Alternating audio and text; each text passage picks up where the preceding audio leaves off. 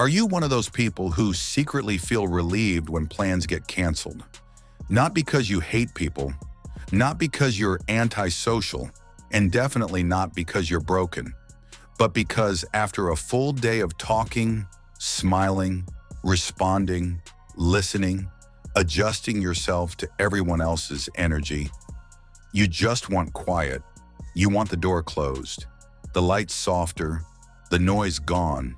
Maybe you sit down with a book. Maybe you scroll in silence. Maybe you water your plants. Maybe you just sit there and do nothing at all. And in that nothing, you feel something most people misunderstand. You feel peace. From a very young age, most of us are taught the same script about life. Be social. Be visible. Go out more. Meet people. Don't stay home too much. Don't be alone too much. Alone is dangerous. Alone means lonely. Alone means something is wrong. So when you genuinely enjoy your own company, the world doesn't quite know what to do with you. People ask questions. Why are you always alone? Don't you get bored? Don't you need more excitement? Are you okay? And for years, maybe even decades, you might have wondered the same thing. Why does silence feel good to me? Why do I recharge alone? Why do crowds exhaust me? Why do I feel most like myself when no one is watching? The answer is not weakness. It's wiring. Some people are built with a nervous system that processes more sound, more emotion, more social nuance, more expectation. When you're in a room full of people, you're not just hearing words, you're reading tone shifts, micro expressions, energy changes, unspoken tension. You're calculating how others feel. That level of awareness is powerful, but it's expensive. And when your system has been on for 8 hours straight, solitude isn't isolation, it's recovery. Think about this. Have you ever noticed how your body feels when you finally get home? You close the door, you take off your shoes, and your shoulders drop, your breathing changes, your thoughts slow down. That's not antisocial behavior. That's nervous system regulation. People who love being alone often describe something very specific. They like people, just not constantly. They can have deep conversations. They can love intensely. They can show up for others fully. But after a threshold is crossed, something inside them says, enough. Not in anger, in protection. And when they listen to that signal instead of ignoring it, something remarkable happens. They don't feel lonely. They feel clear. There's a massive psychological difference between loneliness and chosen solitude. Loneliness feels like lack. Solitude feels like alignment. Loneliness is craving connection you don't have. Solitude is enjoying the connection you have with yourself. And that connection is something many people never develop. When you can sit in silence and not feel threatened by your own thoughts, that is not emptiness. That is strength. It means you trust yourself enough to be alone with your mind. It means you don't need constant distraction to feel stable. It means your identity doesn't depend on an audience. And that is rare, very rare. Some of the most emotionally independent people in the world are the ones who enjoy being alone. They don't need constant validation. They don't need someone texting them every hour. They don't need noise to confirm their existence. They can eat at a restaurant alone, travel alone, go to a concert alone. And instead of feeling awkward, they feel free. Free from performing, free from managing someone else's experience, free from negotiating preferences. They can simply be. There is also another layer that doesn't get talked about enough. Many solitude-loving people are highly reflective. They think deeply. They replay conversations. They analyze patterns. They notice inconsistencies. That depth of cognition requires uninterrupted space. Creative thinking, problem-solving, self-awareness.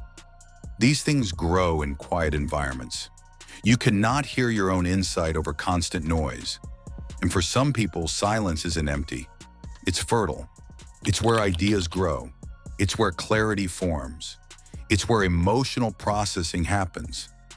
That's why some people feel genuinely happiest gardening alone, painting alone, walking alone, cleaning their house alone, working on a hobby for hours without speaking.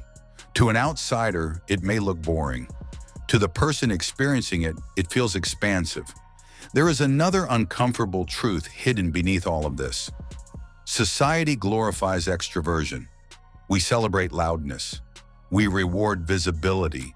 We assume confidence equals sociability. So if you prefer a quiet night over a crowded event, it can feel like you're breaking an invisible rule. But what if you're not avoiding life? What if you're choosing the version of life that fits your nervous system? What if you are not socially deficient, but socially selective? Selective about energy, selective about time, selective about who gets access to you. That's not weakness, that's boundaries. And boundaries are a form of intelligence. People who love being alone often have strong internal validation. They don't rely entirely on external praise to feel secure. They don't crumble when they are by themselves. They don't panic when the phone is silent. They are comfortable inside their own head. And that comfort creates stability. In fact, many people who hate being alone have simply never learned how to enjoy themselves. They were never taught how to sit with boredom, how to entertain their own mind, how to explore their own curiosity. So silence feels like threat. But for someone who has built an inner world, silence feels like home. And maybe this is the part nobody talks about. When you truly enjoy being alone, you stop chasing noise to prove you matter.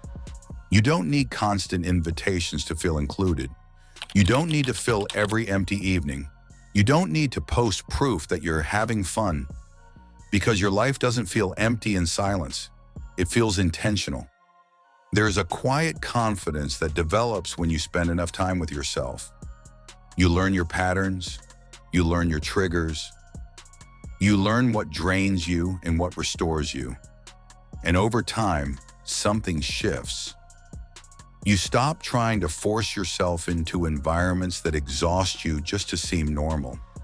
You stop apologizing for leaving early, for saying no, for choosing a quiet night over a loud one. And instead of feeling like you're missing out, you realize something deeper. You're not missing out. You're opting out. Opting out of overstimulation. Opting out of social performance. Opting out of pretending to enjoy things that don't align with you. And that level of self-knowledge is powerful, because once you're comfortable alone, you are no longer easy to pressure. You are no longer afraid of empty space. You are no longer dependent on external noise to feel alive. You become steady, grounded, independent in a way that isn't loud, but deeply secure. And that security changes the way you move through the world. It feels like control. It feels like freedom. There is something quietly powerful about a person who can say, I like people, I love people, but I also love my solitude. That statement carries balance, it carries self-knowledge, it carries maturity, and maybe the most important reframe of all is this: being alone does not mean you are disconnected from the world. It means you are connected to yourself. And when you are connected to yourself, your relationships actually improve, because you're not entering them from desperation. You're entering them from choice. You're not clinging. You're contributing. You're not searching for someone to complete you. You're choosing someone to complement you. That is a very different psychology.